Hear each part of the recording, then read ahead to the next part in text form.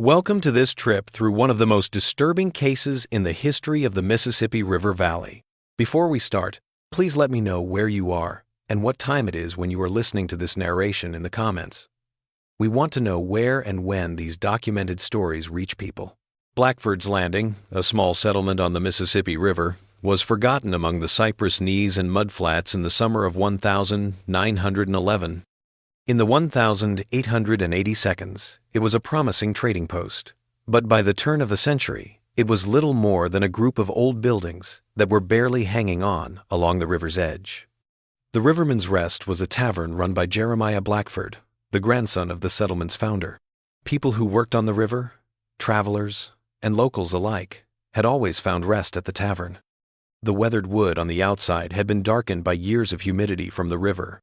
There was a hand-painted sign that creaked on rusty chains when the wind blew in from the water. The inside was simple, a long oak bar that had been saved from a steamboat that sank nearby in 1887, mismatched tables and chairs, and oil lamps that made long shadows on the uneven floorboards. There was nothing about its look that made it seem like anything other than a regular bar that served regular drinks to regular people. But in June 1911, things changed. People started coming to the establishment from very far away. Even though it was known mostly for its cheap whiskey and simple meals, people would come from as far away as Memphis and New Orleans just to see this unassuming place. Records from that time show that the Riverman's Rest started to get a reputation for serving something unique that couldn't be found anywhere else. Marshal Thomas Hayward was the first to notice the strange pattern in his weekly reports. There has been an unexplained rise in river traffic, especially small personal boats, near Blackford's Landing. This traffic seems suspicious because these visitors don't do normal business or social activities. They only spend time at the Riverman's Rest Tavern. Hayward's journals, which were found during a courthouse renovation in 1963, show that he was becoming more and more upset about the changes he saw. He wrote on the 2nd of July, 1911, "It seems that the character of Blackford's establishment is changing. Before, it mostly served local men with little money. Now, expensive carriages and private boats bring gentlemen in fine clothes who speak with educated accents. They come at strange hours and do business behind closed doors. Blackford himself has started wearing tailored suits and has hired more staff who don't live in our community." Marshal Hayward had no idea that he was writing down the start of what would become one of the most disturbing cases in the history of the Mississippi River Valley. A case that most people didn't know about until 1963, when a group working to preserve history found a bunch of sealed county records while fixing up the old Greenville courthouse. These records showed that between March and November 1911, families reported that 17 men who had been to the Riverman's Rest were missing.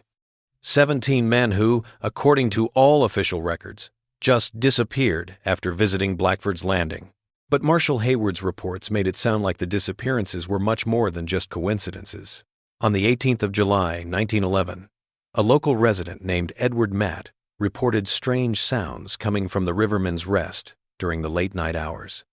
He said they sounded like they were not quite human, but not animal either.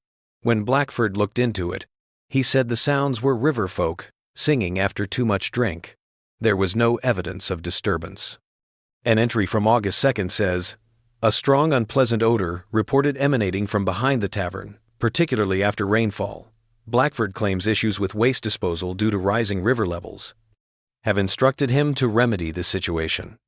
A week later, Hayward wrote that the smell had been addressed, but he remained suspicious of the explanation offered. Hayward's comment about changes to the tavern's physical structure was perhaps the most telling. "Blackford has made a lot of changes to his business," he wrote on August 24. "New walls have been built inside, making rooms that can't be seen from the main area. Windows have been covered with wooden panels, supposedly to keep the river from getting damp. The most worrying thing is that a new cellar entrance has been added with an iron door and lock that are too fancy for such a small business." The steady rise in reports of missing people eventually caught the attention of officials in the county seat of Greenville. By September 1911, what started out as a normal investigation into possible alcohol tax evasion had turned into something that the officers in charge were completely unprepared for.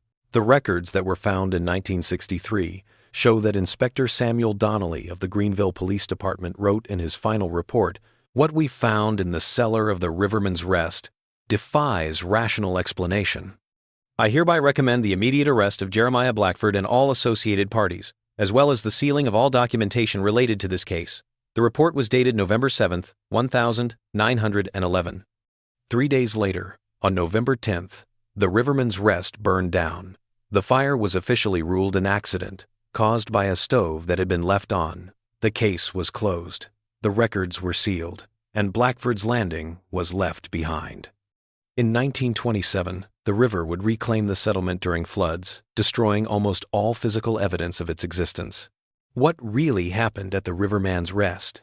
What was being served that made men come from hundreds of miles away? What did Inspector Donnelly find in that cellar that was so bad that all the records had to be sealed? Dr. Margaret Winters, a historical researcher who focuses on settlements along the Mississippi River, began to put together the pieces of the puzzle after more than 50 years. Dr. Winters first became interested in Blackford's Landing because she was doing research on abandoned river communities in general. In 1962, while talking to older people in Washington County, she met a few who talked about Blackford's Landing with clear discomfort. "Nobody goes there," one man told her. "Not since the trouble with that tavern." Most people would change the subject or say they couldn't remember, but one woman, Ununes Palmer, who was 93, gave the first real clue. Palmer told Dr. Winters, "My husband worked on the docks in Greenville. He was there when they brought in the stuff they found in that place.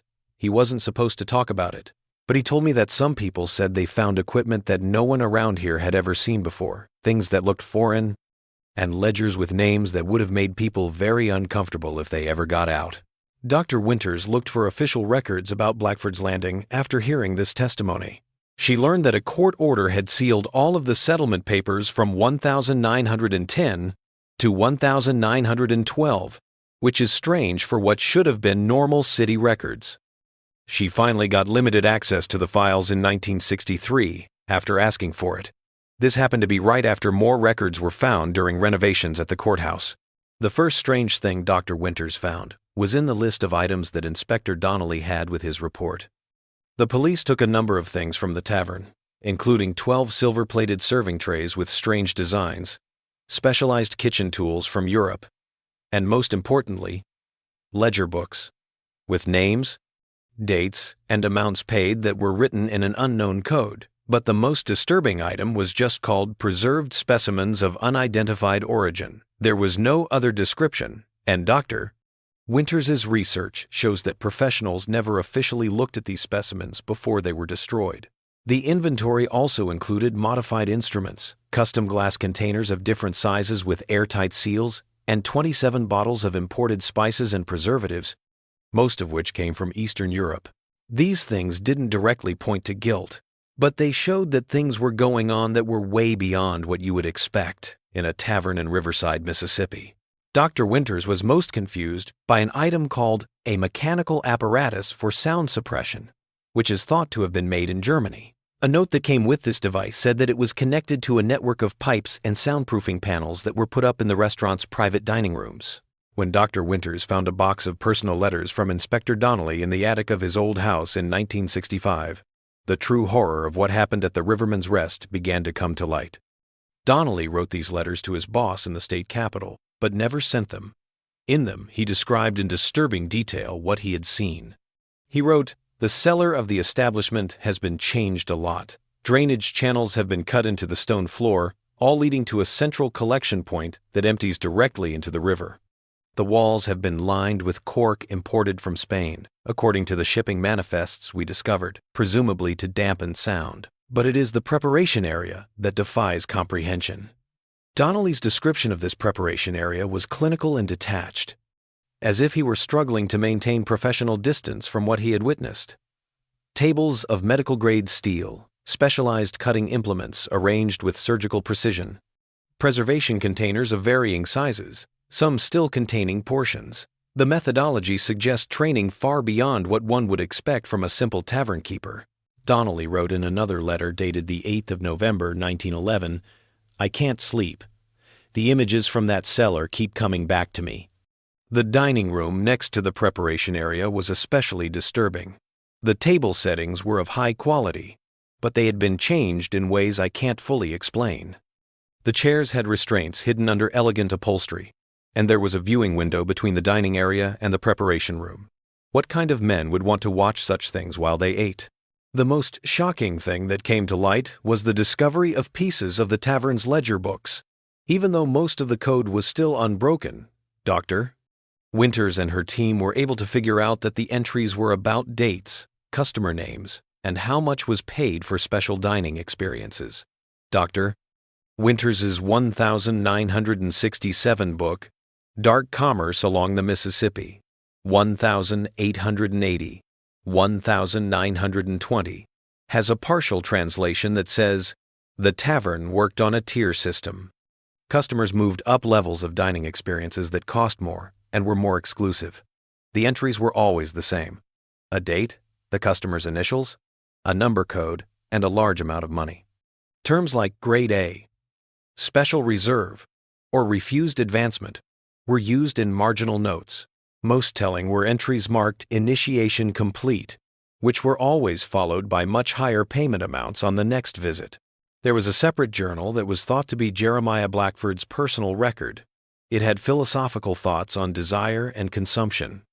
One partially burned page found in the ruins had the following passage: "What separates man from beast is not his ability to think, but his ability to indulge. Animals eat to survive. Men eat to experience, and what greater experience than to eat what is forbidden?"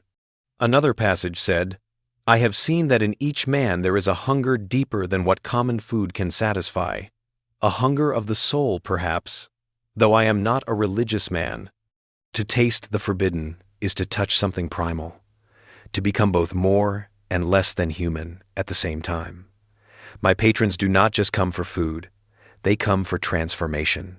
The investigation got even worse when Dr. Winters found medical records from the Mississippi State Asylum that showed Jeremiah Blackford had been there for 3 years, from 1901 to 1904, after an incident at a New Orleans restaurant where he had worked as a sous chef.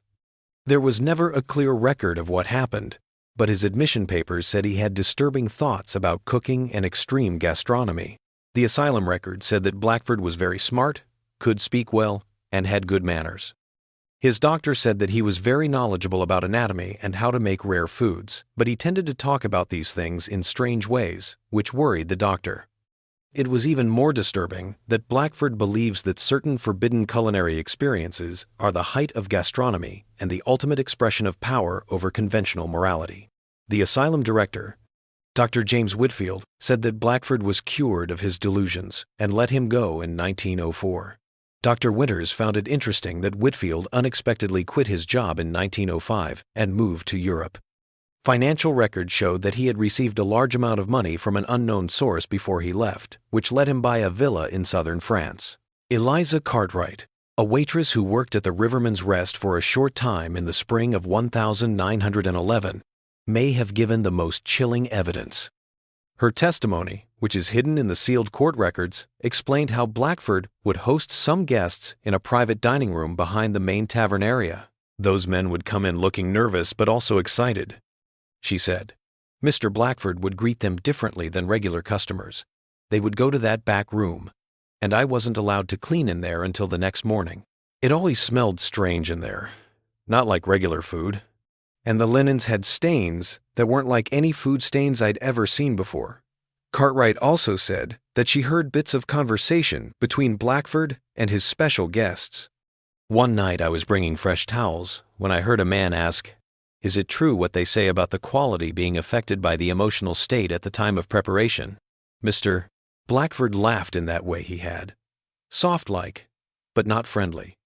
He said something about the condition tenderizing the experience before he saw me and closed the door. Eliza Cartwright left her position after only 6 weeks, citing illness. 3 months later, she died of what was called nervous exhaustion, leading to heart failure, which was a common diagnosis at the time for what might now be seen as severe psychological trauma. Dr. Winters found shipping records that showed even more disturbing things going on at the tavern. From January to October 1911, Blackford got regular shipments of specialized tools from Chicago, New Orleans, and even Europe. These included German-made refrigeration equipment, custom glassware from Vienna, and most worryingly, reference materials from a medical supplier in Philadelphia. The records also showed that strange spices and preservatives were delivered on a regular basis. Some of these substances were regulated because they could be toxic. One order form asked for 4 ounces of Hungarian paprika, 2 bottles of French black truffle oil, and enough chemical preservatives for special purposes. The financial records that showed large payments from Blackford to the captain of a local patrol boat were probably the most damning. They suggested that the Riverman's Rest was being protected by the government for whatever was going on there.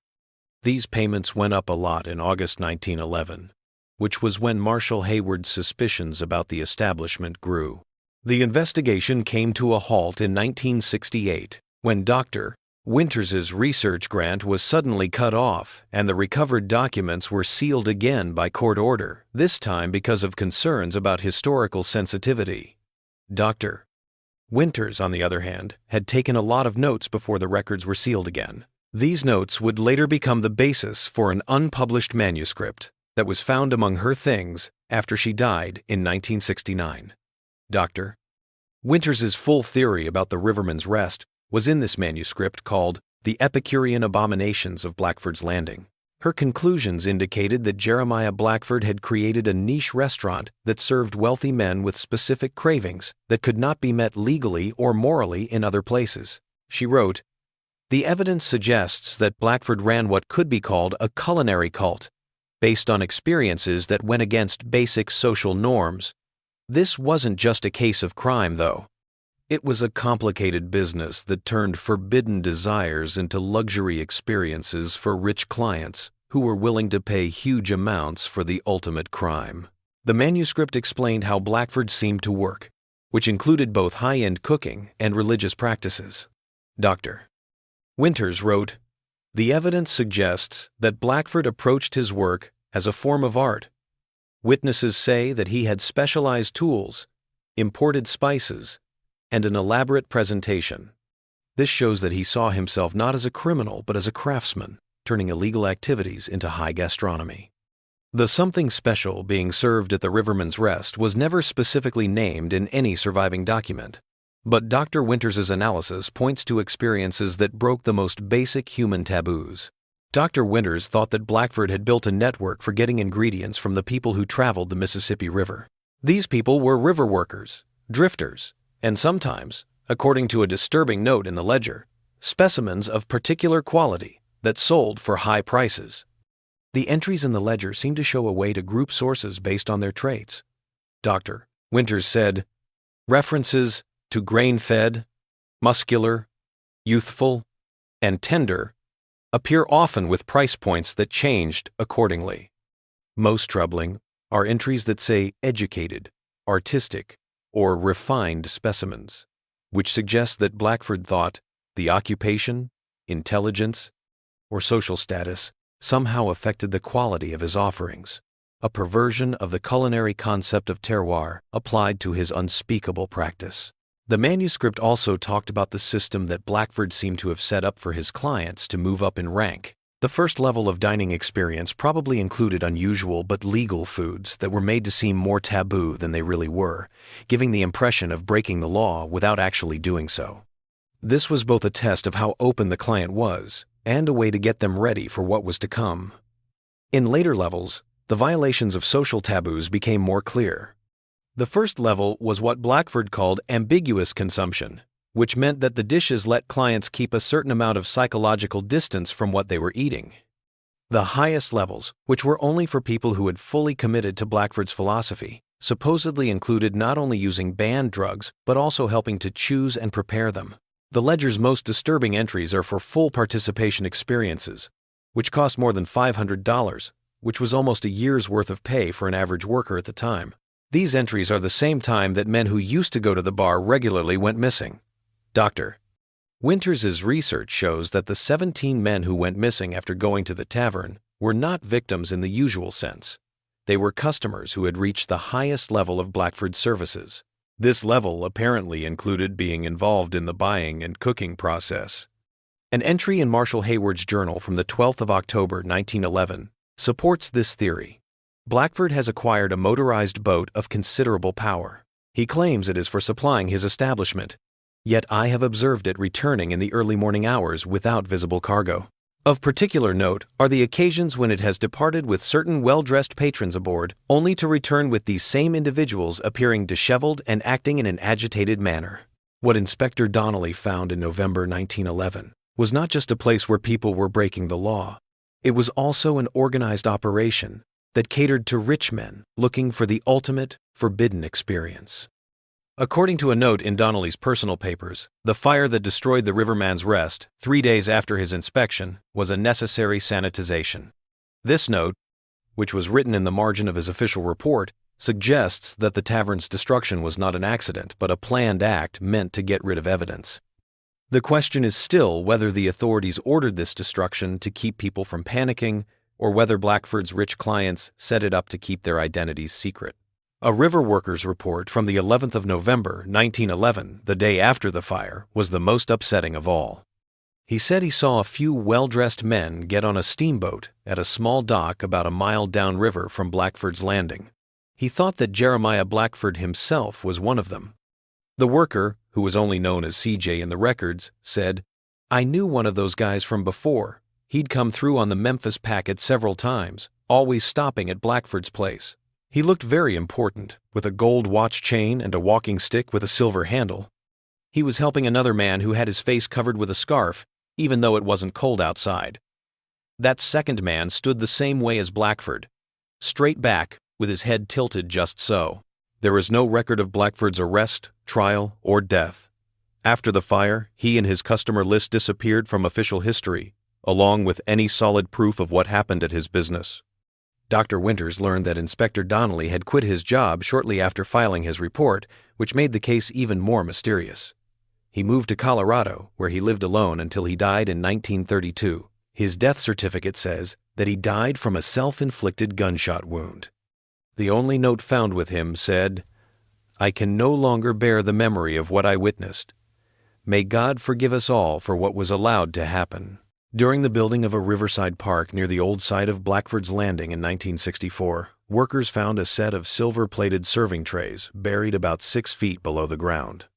The short newspaper article said that these trays were not like other serving ware from the time because they had fancy engraving on them. They were sent to a museum in Greenville, but they were said to have been lost while being cataloged. There are no photos or detailed descriptions left. A worker who helped dig up the trays later told a local historian that they had channels carved into them that led to a central depression, like they were designed to collect something. He also said that some of the trays had monograms on them that looked like family crests or initials, which suggested that they were made just for certain customers. If it weren't for a former customer of the Riverman's Rest who told his doctor about his time there before he died in 1962, the story might have stayed buried. This confession, which was written down in the doctor's private notes but never made public while the patient was alive, talked about how the patient went from being a regular customer to being a member of Blackford's Special Dining Society. The patient is said to have said, "It started out innocently enough, with fine liquor and conversation with men of means and education. Then Blackford would talk about his special menu, which was only available to certain customers. We were told that the first experience was just exotic meats or fine foods made in the European style." The patient said that Blackford would slowly show the true nature of his offers, carefully watching how people reacted. People who showed disgust or moral outrage were never asked back and were probably told not to talk about what happened by threats or bribes. People who were interested were invited to learn more about Blackford's world. The patient went on, he had a philosophy about it all. Said that civilized men had moved too far from their true nature, that consumption was the most honest relationship one being could have with another. I stopped going after the third dinner. Some of the others kept going. I heard later that the most devoted patrons were eventually invited to not just eat, but to help pick the ingredients. The doctor who wrote down this confession said that the patient was very anxious when they talked about the tavern, and they kept checking the windows and doors during the conversation. 3 weeks later, the patient died of natural causes. His identity was kept secret by medical confidentiality. The doctor's notes include a disturbing account of how Blackford would get his clients ready for the truth about what he was selling. The patient talked about a kind of ritual before telling the doctor what kind of meat it was. Blackford would serve animals that weren't very common in America, like snakes, monkeys, and other strange creatures. There was a philosophical discussion about how food taboos are different in different cultures at each meal. The psychological groundwork had been laid by the time the truth came out. The most terrifying part was when the patient talked about the moment he realized what he had been eating. Blackford had a special way of serving the special dish. It would come covered, and he would take the cover off with a certain ceremony. The presentation was always artistic. You could almost forget what you were looking at. Almost. But then he would name the source, sometimes even give a description, and he would watch your face as you realized. That was part of his pleasure, I think, watching the moment of realization. Dr. Winters talked to a former police officer from Greenville in 1968. He had been part of the original investigation team in 1911. He was old and had dementia by then, so his memories were broken up but still disturbing. He kept talking about the soundproof room and the special plates with the channels. When asked what happened to Jeremiah Blackford, the former officer got angry and only said, "Some men are too valuable to certain other men to ever see justice." This officer, who Dr. Winters' notes say was Franklin Miller, was there when the tavern was inspected. Even though his mind was getting worse, some memories stayed clear. They had a room, he told Dr. Winters, with a glass wall between it and the kitchen, like a window, but thick. You could sit at the table and watch the preparation. Some of them wanted to watch. Blackford said it enhanced the experience. Miller also recalled finding photographs during the raid, pictures of the customers at their meals, smiling, raising glasses and toasts, like it was a normal dinner party. Blackford kept them in an album, evidence of who had partaken. Insurance, he called it when we questioned him. Said it guaranteed the continued patronage and discretion of his clients. When asked why such damning evidence did not lead to prosecutions, Miller became evasive before finally admitting. Orders came from the Capitol. Everything was to be sealed. No reports, no trials. Too many important names involved. My superior told me to forget what I'd seen if I valued my pension and my life. The investigation came to an end when Dr. Winters died suddenly in 1969, which was officially said to be due to a stroke. But co-workers said she had been in great health and had talked about getting worrying letters in the weeks leading up to her death. Her research materials were given to the University of Mississippi archives, but they were lost when the building moved in 1972. Dr. Howard Jensen, a co-worker, later said that Winters had told him about a big breakthrough in her research just before she died. In an interview for an academic journal in 1980, Jensen said, "She told me she had identified several of the patrons from Blackford's ledger.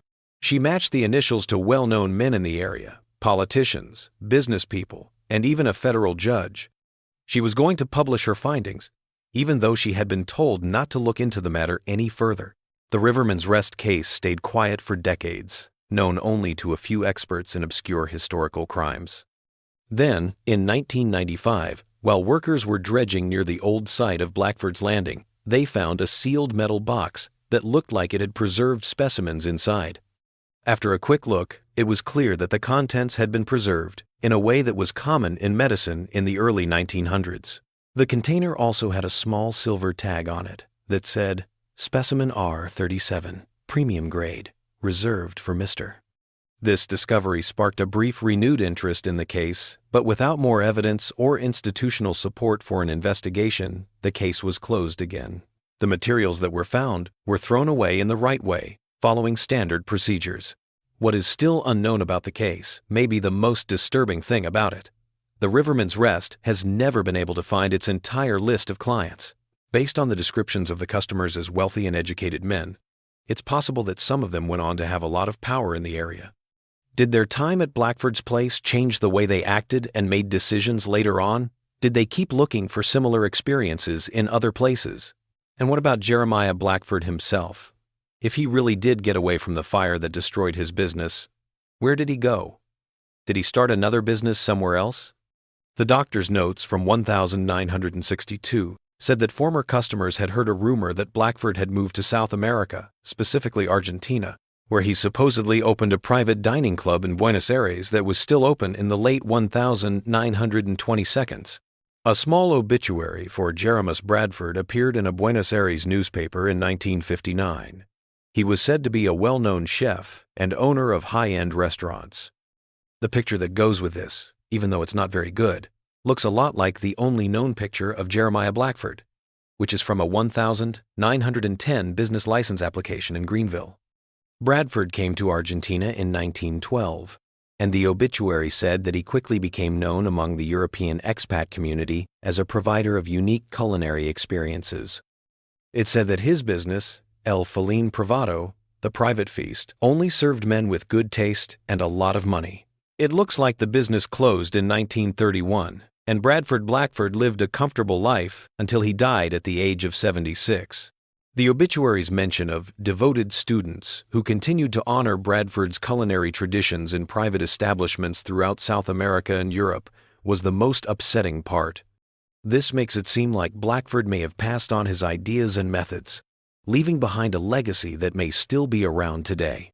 A journalist looking into old crimes along the Mississippi found a letter from January 1912 inches, the archives of a New Orleans newspaper in 1978. It was from a reader who signed only as a concerned citizen and talked about abominations occurring at a certain establishment upriver where men of supposedly good character indulge in practices that defy all laws of God and man. The newspaper never published the letter, and there was no investigation. Since 1911, the Mississippi River has changed course many times, and erosion and flooding have made it impossible to find the exact spot where Blackford's Landing used to be. There is no physical evidence of the Riverman's Rest or the terrible things that happened there. There are only broken records, secondhand stories, and the unsettling thoughts about what might have happened in that riverside tavern. The fact that Blackford's operation may not have been the only one is probably the most troubling thing. There are records from the time that show that there were several similar businesses along major waterways in the United States. These were places that catered to wealthy clients looking for unique experiences, and they were suddenly shut down after short, secret investigations. A researcher looked at police records from Chicago and found 3 restaurants that closed between 1900 and 1915 for strange reasons. A court order then sealed all the records. A private club in New Orleans' French Quarter also closed in 1908 after what newspaper articles called discoveries of an unwholesome nature. Interestingly, the owner of this club had worked at the same New Orleans restaurant as Jeremiah Blackford before. Dr. Winters thought that there might be a network of these kinds of businesses that share techniques, suppliers, and even customers in her last unpublished notes. She said, "The evidence suggests not isolated incidents of depravity, but an organized subculture catering to wealthy individuals with particular tastes.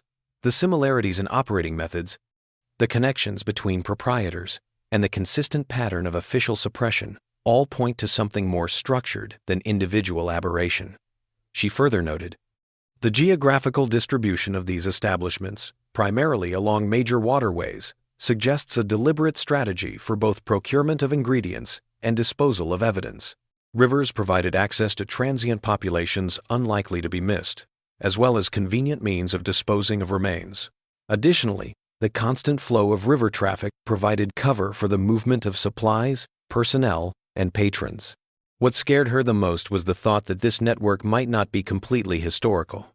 "The question that haunts me," she wrote in her last notes, "is whether this network really broke up or just changed with the times." The desire that Blackford created in his clients, the desire for the ultimate forbidden experience, would not simply go away when he left. One must consider the possibility that such establishments continue to operate, perhaps in more sophisticated forms, catering to descendants of the original clientele or to new generations of wealthy individuals seeking to transcend conventional boundaries. The Riverman's Rest case is a scary reminder of the evil that can be hiding in civilized society. It makes people think about what desire, consumption, and what people can do when they are free from moral and social rules. Dr. Winters' last unpublished note said, The true horror of the Riverman's Rest is not what was served there, but who it was served to. Men of standing, education, and influence, the very pillars of society, participating in the most fundamental taboo. If such men could develop a taste for these abominations, what does that reveal about human nature itself? This question is still unanswered, as is the final fate of Jeremiah Blackford and his clients. The case is mostly made up of bits and pieces now, like incomplete records, secondhand stories, and unsettling implications. Every time someone tries to look into it more, they are met with resistance, suppression, or strange setbacks. This suggests that some people are still interested in keeping the whole truth hidden, even after more than 100 years. The Mississippi keeps going, and its muddy waters carry secrets downstream. There is no more Blackford's Landing, and the Riverman's Rest is now in ruins. The people who ate there are all dead now. But Jeremiah Blackford's recipes and client list may still be out there, maybe in a private collection or a long-lost archive. They are a menu of horrors and a list of monsters in the masks of respectable men. There is one last thing that needs to be said as we end this story. Dr. Winters talked to an old woman who had lived near Blackford's Landing as a child in 1967 when she was looking into the case. The woman remembered seeing men in nice clothes come by boat, sometimes in the middle of the night. They came hungry, she said, but they left looking different, not satisfied exactly, more like changed, like they'd seen something they couldn't unsee. Some would be sick right there on the dock, while others would sit very still and stare at the water. But they all came back sooner or later. Whatever he was serving in that place, it got into them somehow. The woman also remembered a conversation she had heard as a child while hiding under the dock one night. While they waited for a boat to pick them up, two men talked. One of them asked the other if he thought they were damned for what they did, she told Dr. Winters. The other man laughed and said that they were already damned before they ever came to Blackford's. That's why they went there in the first place. He said something I'll never forget. There are two types of men in this world. Those who never find out what they really want, and those who do. Only the latter truly live. Whatever was served at the Riverman's Rest was more than just food. It was an experience that changed the people who ate it, an initiation into darkness from which there was no return. And maybe that was the real purpose of Jeremiah Blackford's business, not just to satisfy forbidden desires, but to create them, to turn good men into willing accomplices to evil, all of them bound together by guilt and unnatural hunger. In 1966, an anonymous donor gave money to put up a small stone marker near where Blackford's Landing used to be. The marker has no name or dates, just the words, "Let those who hunger beware what they feed upon." Local officials approved the monument without asking what it meant, thinking it was a memorial for river disasters or maybe a reference to the Bible. Those who know the real story see it as both a memorial and a warning. The Mississippi River's water levels change with the seasons. When there is a lot of drought, things from the submerged settlement sometimes come up out of the mud for a short time. These things include pieces of brick, twisted metal, and glass shards that the current has smoothed out. People in the area usually leave these artifacts alone because they don't want to disturb the memories that are still buried there. The tavern that served more than just whiskey has been gone for more than 100 years, but the hunger it sparked may have lasted long after that, passed down through generations of power and influence. And maybe that hunger is still waiting to be fed somewhere.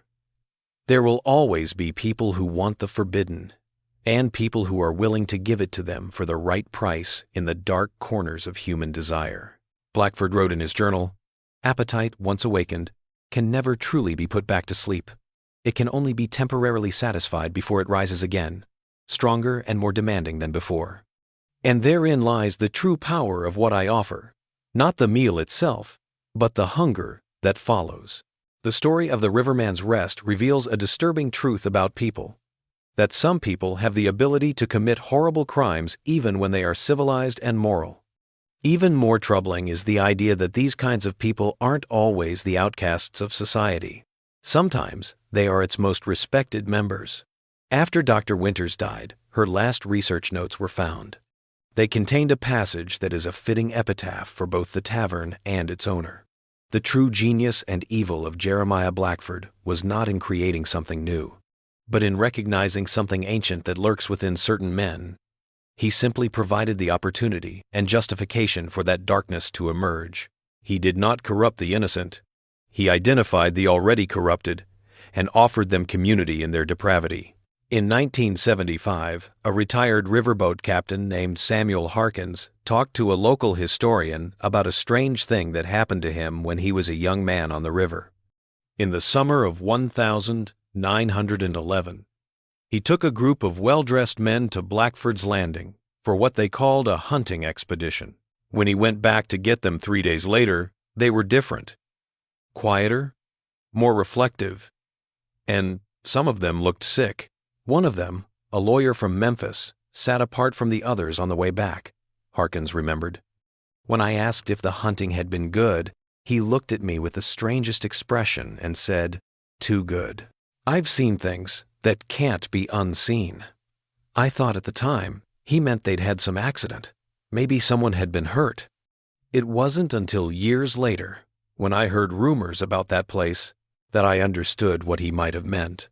Harkins also said that he had been paid a lot of money on several occasions to bring crates and boxes to the landing at night, with orders not to look at the cargo or talk about the deliveries. "I didn't ask questions," he said. "The money was too good."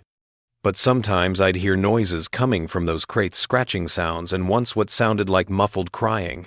I told myself it was animals for the kitchen. I had to tell myself something to sleep at night. The case of the Rivermen's Rest makes me wonder how society handles evil when it shows up in places where it shouldn't. The apparent cover-up by the authorities suggests that the reputations of well-known people were more important than getting justice for the people who Blackford hurt. The case's most lasting legacy may be this pattern: protecting the powerful at the expense of the weak. In the past few years, there have been reports of exclusive, invitation-only dining clubs in big cities that say they offer the ultimate gastronomic experience to rich customers. These businesses work out of private homes or places that are hard to get to, move around a lot, and have to do a lot of background checks on potential clients. There is no proof that these modern businesses are connected to Blackford's past work, but the similarities are hard to miss. A food critic who said he got an invitation to one of these events but turned it down said that the invitation included philosophical quotes about going beyond normal limits and seeing the true nature of consumption. The invitation is said to have ended with the question, "Are you one who just eats, or one who really hungers?" The Mississippi River keeps moving toward the sea, taking with it the secrets of many lives and deaths. There are only bits and pieces of records and memories left of Blackford's Landing. The Rivermen's Rest is gone, and its horrors are now just memories. But the shadows it cast still exist in sealed documents, whispered stories, and the uncomfortable question it makes us ask: how well do we really know those who walk among us, especially those who are rich and powerful? During a private dinner, Blackford supposedly told a patron, "The greatest monsters wear the finest clothes, attend the best schools, and are welcomed in the finest homes. Their monstrosity lies not in their appearance or manner, but in what they are willing to consume." The story of the Rivermen's Rest is more than just a historical curiosity or a creepy story. It is a warning about the darkness that can hide behind respectable facades and the lengths to which the powerful will go to keep their secrets safe. It reminds us that evil doesn't usually announce itself. Instead, it sneaks in slowly, giving reasons and excuses that make the unthinkable seem, if not okay, at least understandable. The most lasting legacy of Jeremiah Blackford and his establishment may not be the specific atrocities they committed, but the inquiries they provoke regarding human nature. What illicit desires may reside within us, awaiting the appropriate circumstances or invitation to surface? And how can we recognize and fight against our own ability to make moral compromises? The Mississippi River has long since covered up Blackford's Landing. All the men who ate at the Rivermen's Rest have died, and they took their secrets with them. But the questions they left behind are still important today, just like they were in 1911. There will always be people who want what they can't have, and there will always be people who are willing to give it to them. The line between predator and prey, consumer and consumed, is probably thinner than any of us would like to think.